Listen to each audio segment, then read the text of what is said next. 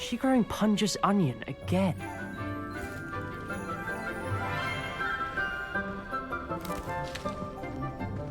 Good morning, Professor Garlic. How wonderful it is to see you again, Lenora dear. Oh, here. You'll need these for today's class. A little treat for your auntie.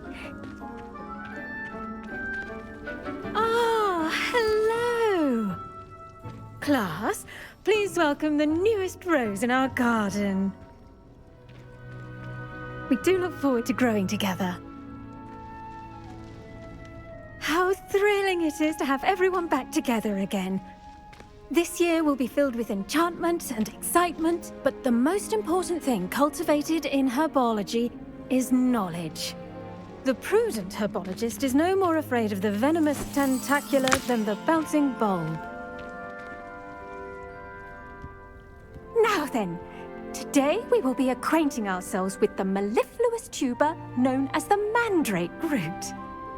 Accio. Let's see if we can't make our fibrous friends a bit more comfortable, shall we? First, let's protect our ears.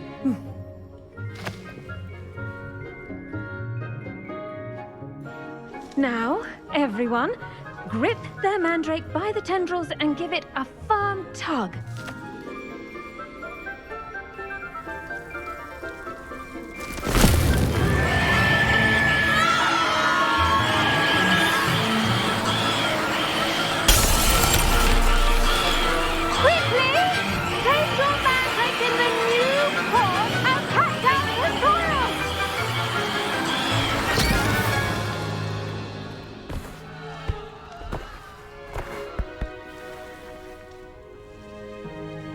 The soil should envelop the root like a warm, dirty blanket, putting the mandrake right at ease. Reparo! I'm very sorry about that. Yours was a bit mature, I'm afraid. All right then, off you go. Splendid work, everyone. Now, for our next task, we'll be planting dittany at our potting table. I wonder if hippogriffs like knotgrass. Yes, Professor. Firstly, well done with your mandrake. They can be rather difficult to get a grasp of.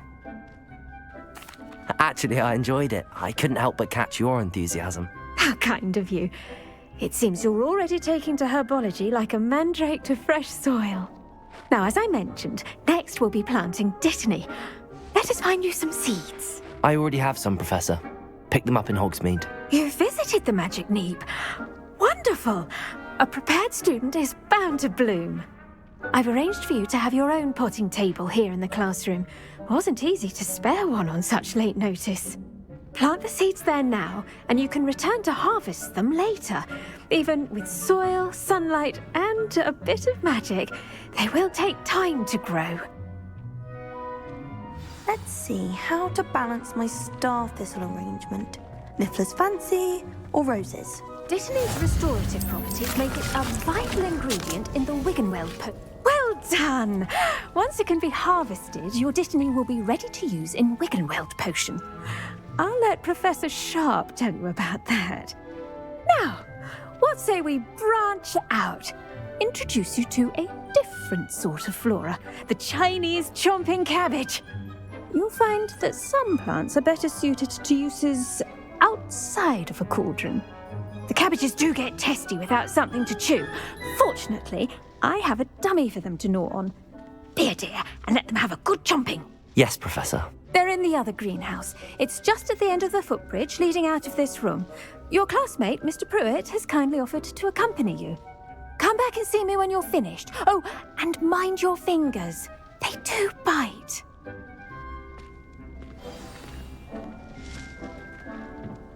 Hello. Saw you on your way to Hogsmeade the other day. Nice to meet you. I'm Leander. I'll be showing you the Chinese chomping cabbages.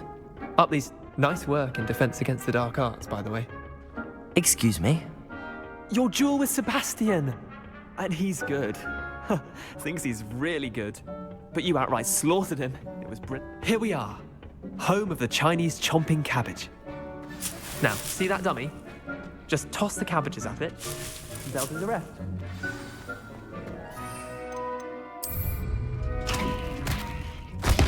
Look at that. They'll chomp on anything they can get their mouths on. Mum planted some in her garden last year to keep the gnomes out.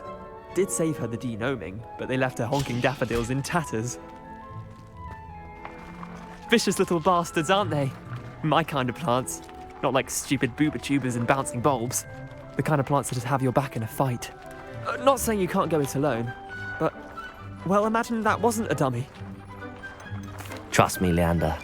I was imagining it the entire time. You were? I mean, of course, you're, not someone to be trifled with. I see that. Dogweed and deathcap has more of them, if you're keen. Other plants too. Ones your parents wouldn't plant in the garden. You get the idea. Anyway, we probably ought to head back to class. Take your time. I'll see you back in class.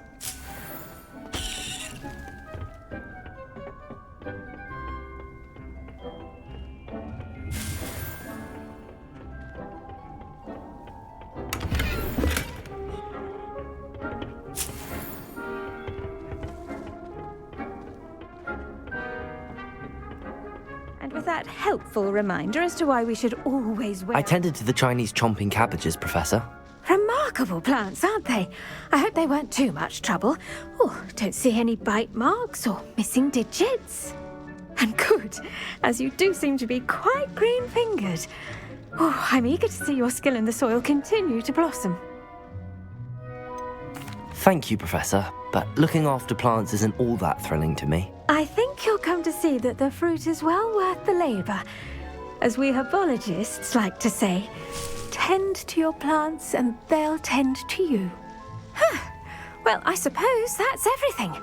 Do come by for a chat sometime. I so enjoy checking in with my new students.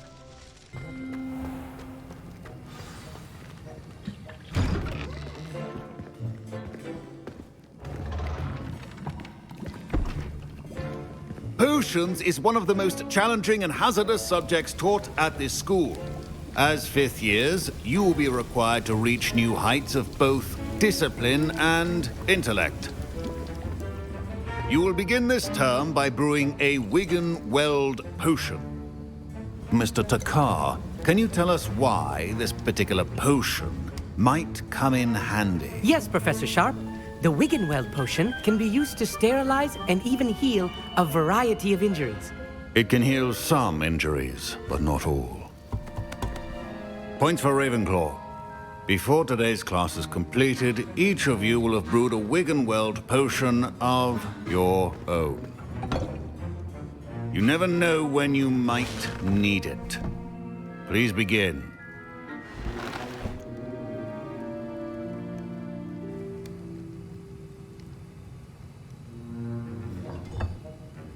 Use a strong, even motion when crushing your ingredients. Please be meticulous when adding powder to your potions. One errant sneeze could be disastrous.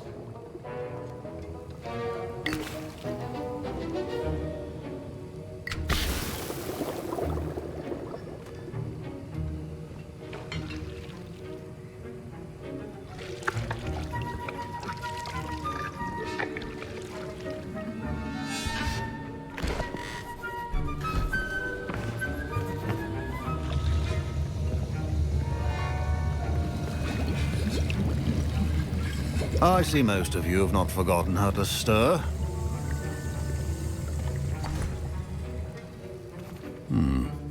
Not an easy potion to brew. Well done. And from what I hear of your recent exploits in Hogsmeade, you'd also do well to practice brewing the defensive Edurus potion. Professor Weasley had you acquire the recipe from J. Pippins, correct? Yes, sir. Good. For the moment, you can find the ingredients you need in my office. But in the future, you'll be expected to provide your own ingredients. Some can be harvested from the plants you grow in your herbology class, and rarer ones can be purchased. Others, however, may be harder to obtain, and will require you to be a bit more resourceful. Come and see me when you've finished brewing, and we'll see if it was skill or luck the first time round. Professor Sharp said that Wiggenweld potion can... My parents considered keeping me home from school this year after the rumors of a goblin rebellion. My Wiggenweld potion's utter rubbish. Wish I could just replace it with one from J. Pippin's. Did I hear Professor Sharp say that you have permission to go into his office? Yes, but why does that matter to you? Brilliant! And it matters because you can be a part of something truly creative. I'm Gareth, by the way. Gareth Weasley. Bit of a prodigy with potions, if I do say so myself. Pleasure to meet you. Wait, are you related to Professor Weasley? She's my aunt. Keeps too close an eye on me for comfort. Ugh.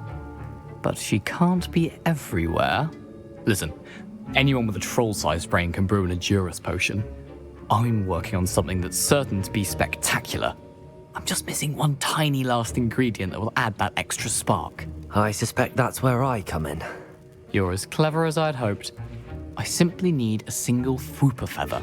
As you'll already be in Sharp's office with his permission, perhaps you could grab it for me. I'll get you the Fwooper feather, as long as you're certain Sharp won't miss it. I assure you he won't. Fwooper feathers aren't that valuable. Wait until you see what I'm brewing. Hurry back to me when you have the feather.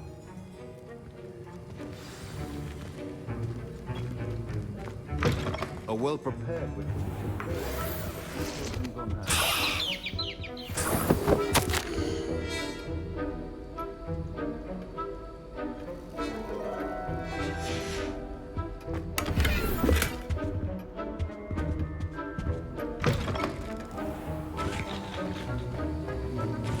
Here's the Fwooper feather you wanted. Brilliant! Thank you! This is going to take a moment to brew. You should get back to brewing your Edurus potion, and I'll tell you when this concoction's finished.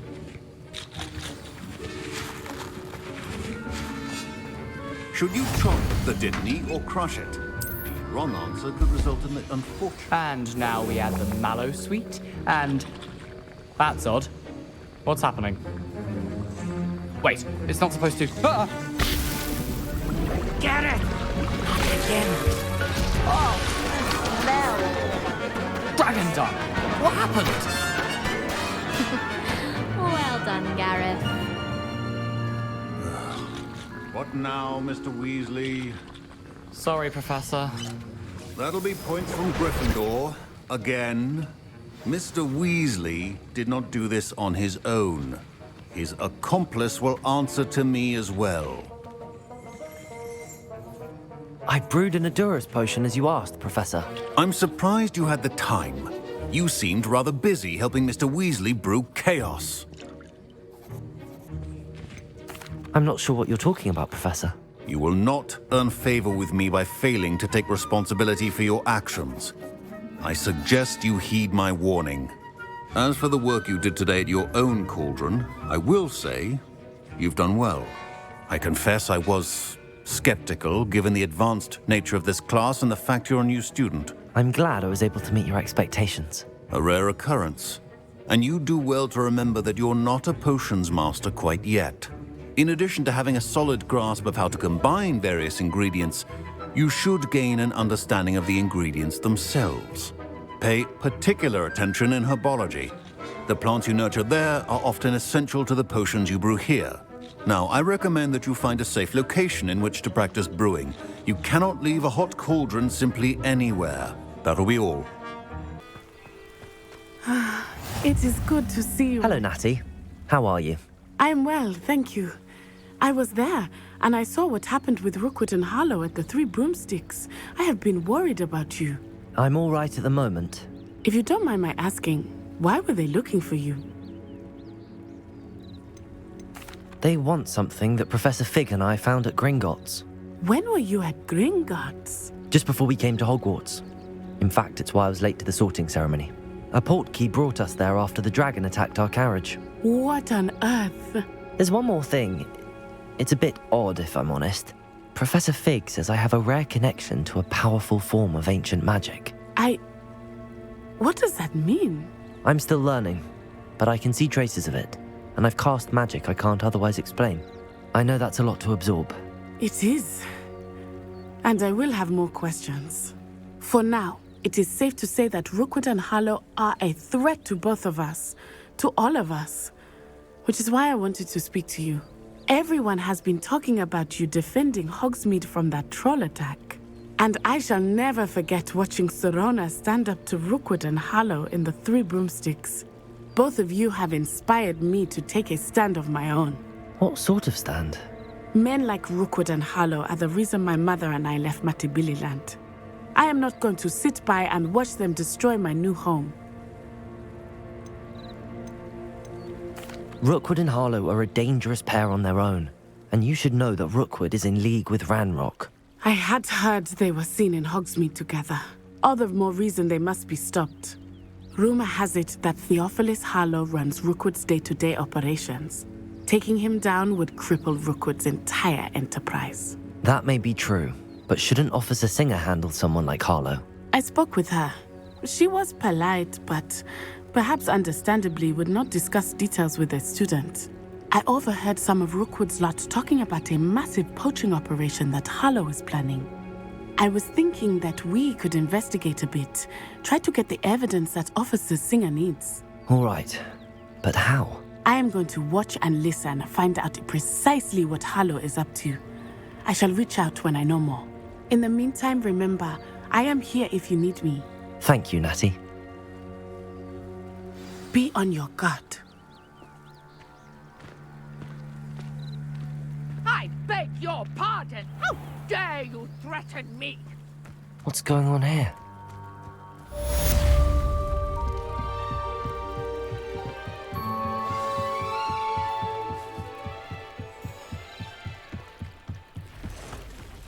They must have come this way. Think!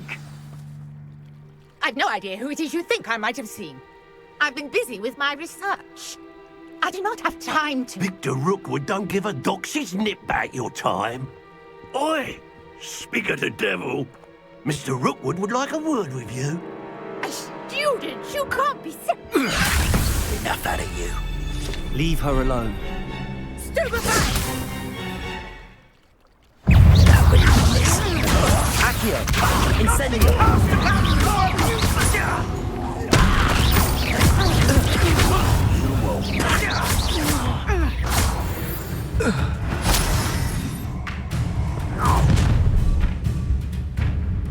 I'll watch the light go out of your eyes. Accio! Oh my God!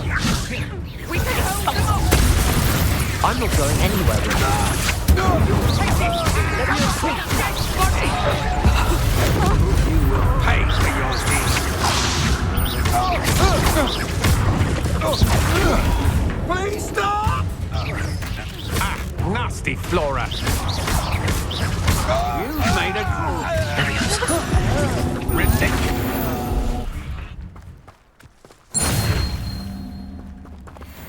What on earth just happened? I've never been accosted in such a manner, and so close to Hogwarts.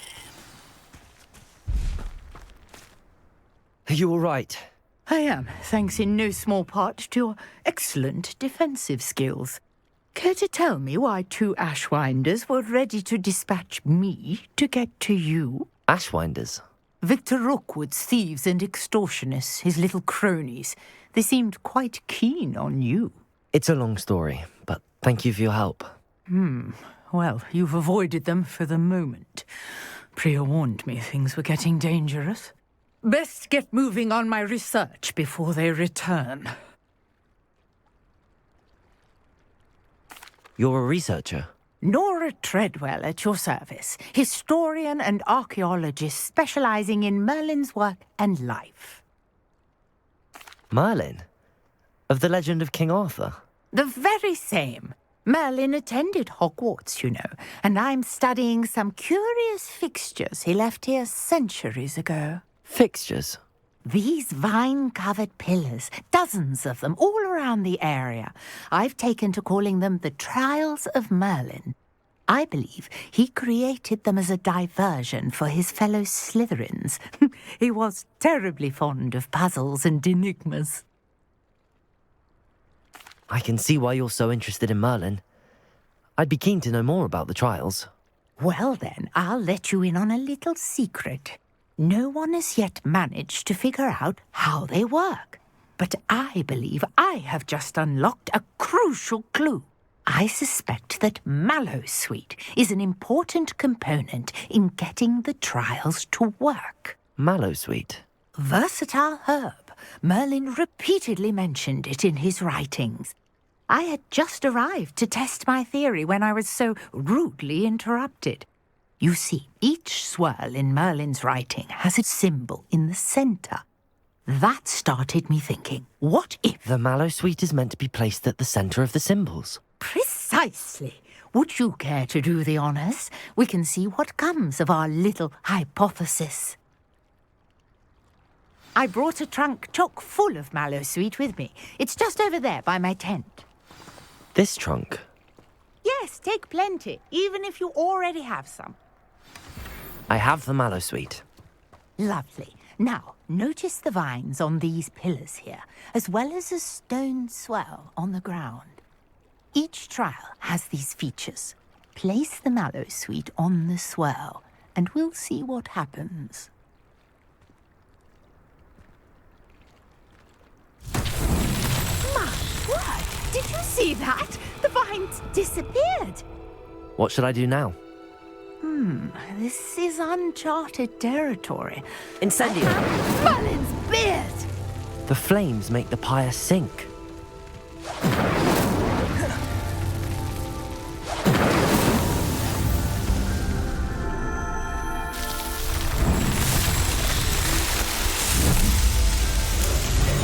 Merlin's beard! How beautiful! What a day. I can hardly believe it. I take it we can call that a success? We can indeed. However, I now have even more questions. How does it work? I must review my notes. I may have missed something. Are all of the trials like this one? Oh, not precisely. Well, I think each has those telltale vines and the swirl on the ground. You should feel free to solve them as you come across them. I believe I have what I need to continue my research. My guess is that each will also require mallowsweet, which you can find in Hogsmeade should you need more. I really must be off. Such a pleasure to meet you. And do be careful out here. Now I've got what I needed, I shall return to the safety of my notes and books.